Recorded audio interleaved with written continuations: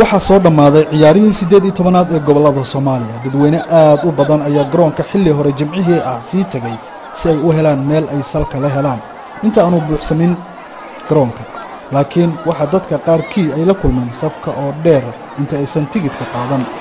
taageerayaasha ciyaaraha waa ay isku dhex jireen, waxaana koox walba ay u dhawaaqaysay cidda ay taageerada u tahay, iyadoo koox kastana ay aad u jeclaan lahayd inay koobka gacanta ku dhigaan. ciidanka Bombeyda ayaa lagu furay ciyaarta oo hormarayay ciyaartooyda iyo maamulka iyo madaxdii halkaasi joogtay.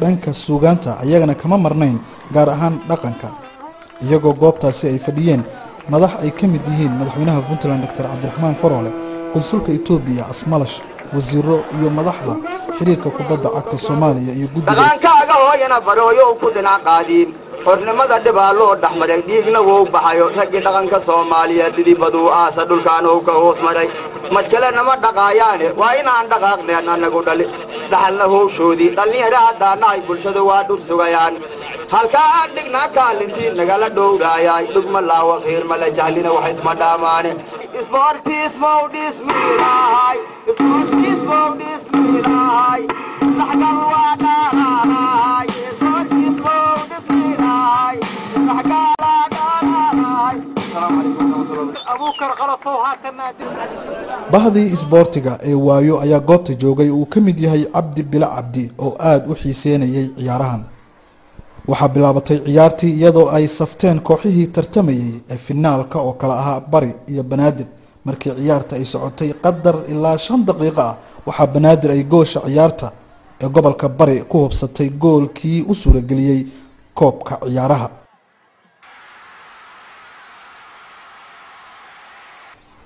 taageerayaasha Banaadir aad ay ugu faraxsanaayeen goolkii hore, laakiinse Bari ayaa isla xilligaasi rajo ka qabtay inay badinayaan, balse taas ma noqon oo difaacayaasha dhaxweerarka iyo boortahaba Bari uma suuragelin inay ciyaarta gool dhaliyaan.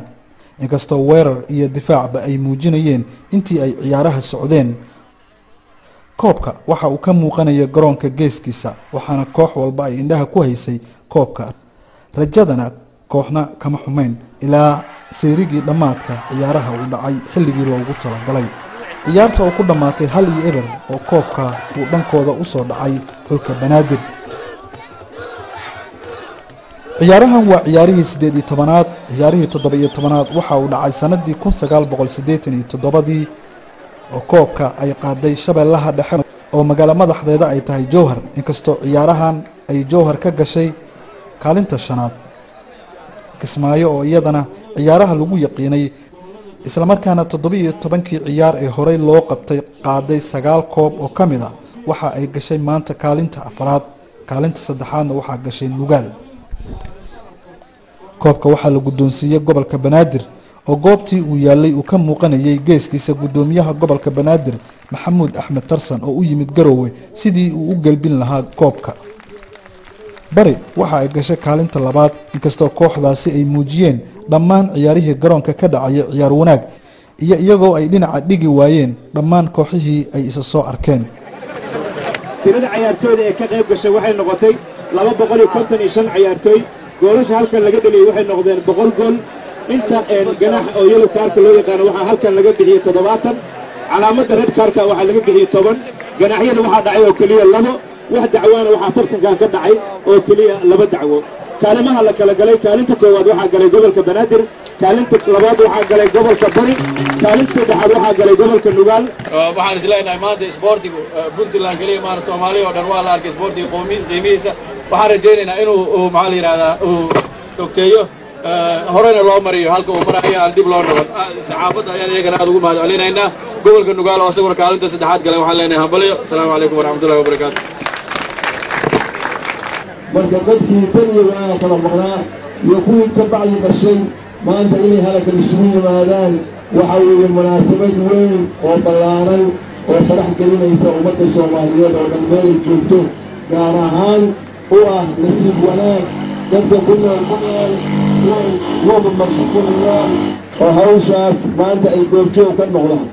waxaan aad uga mahadcelinayaa dadweynahan sida nabadda iyo wanaagga iyo discipliinka ku jiro uga qayb qaadanaya oo aan beesha ku habboonayn iyo nidaam xumo midna aan geysan iyo nidaamka u fadhiya oo adduunku uu daawanayo oo kuna faani karno maanta annagu haddaan maamul nahay. meel kale halkaa waxaa ku yaalla midnimada Soomaaliyeed waa muqadas. dhinaca kale waxaa ku yaalla baro isboortiga bulshadu ha ku baratay. banaadir waxa ay garoonka la galeen koobkii ay sugayeen oo aad moodo inay xiise gaara u qabeen. fantasiyo kala duwan ayay ku dhex sameynayeen garoonka daqiiqado kadib markii koobka lagu wareejiyey.